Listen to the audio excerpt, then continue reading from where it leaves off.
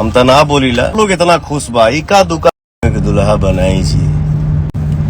का करबा भैया, किस्म किस्म के भाव होला, यही में सब लेके चले के बा। पवन सिंह देखिए सभी यूट्यूबर के लिए बोल रहे हैं कि मतलब ऐसा यूट्यूबर है भोजपुरी इंडस्ट्री में बहुत सारे, बिहार का है भाई। जो भी क्या होता है कि पवन सिंह के खिलाफ वीडियो बनाता है या जो भी बनाता है बहुत ही मतलब गलत काम करता है भाई। अगर जो पवन सिंह कुछ अच्छा करते हैं तो डायरेक्ट बना देता है कि यही भोजपुरी इंडस्ट्री का शेर है, यही बाप है।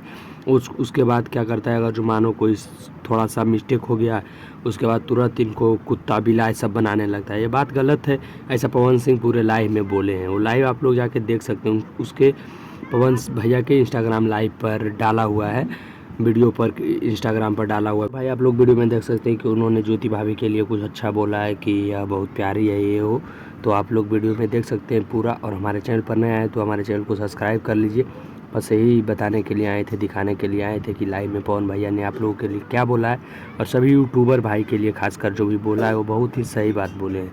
जो भी हमारे चैनल पर अगर नए हैं तो चैनल को सब्सक्राइब कर लीजिए और इस वीडियो को शेयर कर लीजिए। चलिए मिलते हैं किसी नेक्स्ट वीडियो में। हर हर महादेव।